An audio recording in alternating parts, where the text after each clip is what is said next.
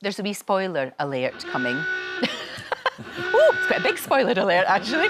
We are talking about the Traitors. So if you don't want to know what happened last night, just put the volume down for a wee bit, or just look away or make a cup of tea. Because I'm going to be joined by one of the stars, Jonny. There he is, in just a moment. Oh, gosh, it's so emotional. Jonny Holloway was banished from the show last week, as I'm sure you know. He joins me now alongside ITV entertainment reporter Rishi Davda. Well, the drama.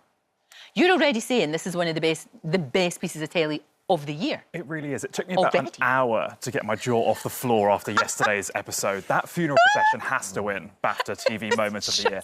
Everyone else might as well pull out of the competition. That's it now. then, is it? That's the it. funeral march, I mean, look at it. It was, you know, amazing, harrowing, a bit creepy, exciting. There's so many words to describe it. But what actually it did was reveal to us that it was Diane who had been poisoned. Yeah, a big fan favourite. A real fan favourite. Jonny, you loved her.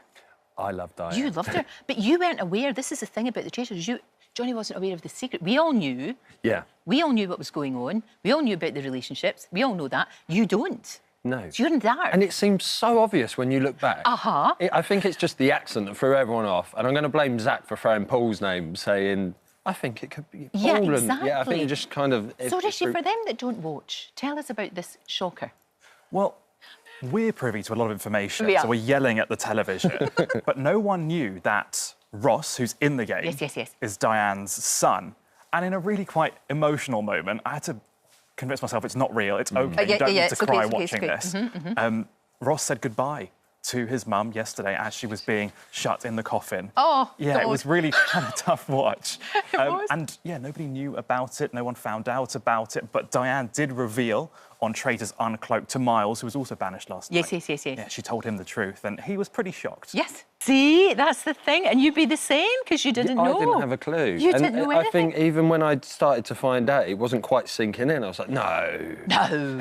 You thought, though, that you would go sooner, didn't you? I think you sort of weren't quite sure when you went in. So you could say I'm pessimistic in that sense, but it's more, I plan for the worst and I hope for the best. So in my head, I was genuinely going day one. And the fact I didn't, I was like, oh, I'm still here, it's day two. And then it just kept, so I was still happy to be there, so I wasn't... But also you said it's so real when you're in there. And like we've said, you know, you don't know an awful lot of what we know. And that makes it very... So you really are having that experience, all of these experiences. Yeah, 100%. Of course, you're emotionally tired, you're physically tired. You're continuously feeling like I could go any second here just by saying the wrong thing. You don't know what twist is round the corner. God, it must play with your head. Every time Claudia walks in the room, you're thinking, what is she going to say to us? What is going to happen right now? So you've got that element going on as well, and it's just, you're forever feeling like you're suspicious, even if you're not. If you're a faithful, you still feel like, oh, I feel like I'm acting like a traitor. Or am I? What's going on? I know. You're questioning yourself and questioning everyone else. Yeah. Now, look, you've served your country, of course, in Afghanistan. You were just a baby. What were you, 21? I was 20. I was 17 when I joined. When you joined. And I was 21 when I was injured in Afghanistan. I mean, you can't tell, to be honest. You can't. I mean, you're pointing it out now. You know, obviously you had to have your leg amputated. You can tell when you walk through the metal detectors in the airport. I bet you can. It must be a giant pain in the bum. But when you got banished, did it, you know, you were saying it sort of made you think about lots of other things that have happened in your life, including what happened to you there.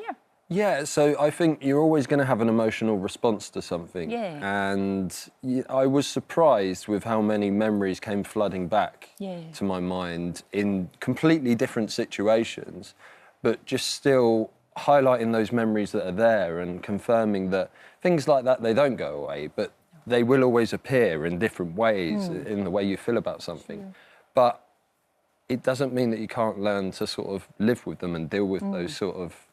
Which you have done, and it was remarkably so. And to be honest, watching the Traitors back and being in the Traitors, I never thought in a million years that it would be so helpful for my mindset and self-esteem and confidence. That's good, isn't it, Rishi? I never would have thought that, because it's psychologically challenging. You would think it would, you would have some worries from it. But the fact that I came back with more of a sort of, oh, OK, I've realised some few negative things about myself that I didn't know in the way I think. Because we don't do that. That's the kind of show that makes you question everybody and everything, doesn't it? That level of conversation that you don't have day to day. No. Because you're it's really deep. having to think beneath the surface every single time. And questioning everything that's going on. So now you will be watching as a viewer, and that'll be really strange. That'll be really odd. So I'm watching as a viewer now, and I'm seeing all these missions coming up, and I'm like, I want to do that mission. Oh, I know. But just seeing those guys go through it, and you know, because when I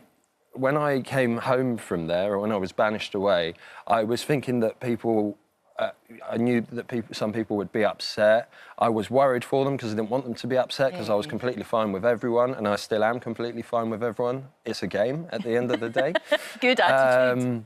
I am very black and white with the way I think, and now I'm home, I can continue to see their journey. Yes. And it's so lovely to watch. Oh, no, and I'm on the edge of my seat the whole time, especially with last night's episode. I felt like you were leading up to giving us an answer to the question I'm going to ask. Who do you want to win? Who do I want to win? I know. OK, that is a hard question. It is. That is a hard question. I'm going to be biased in my opinion due to personal relationships, and obviously there's a strong military bond that naturally will always be there with veterans. It doesn't matter if you serve together or not, you just kind of have that same kind of upbringing, I say. It's like having the same parents. So I'm gonna have to say I am secretly rooting for Harry. OK.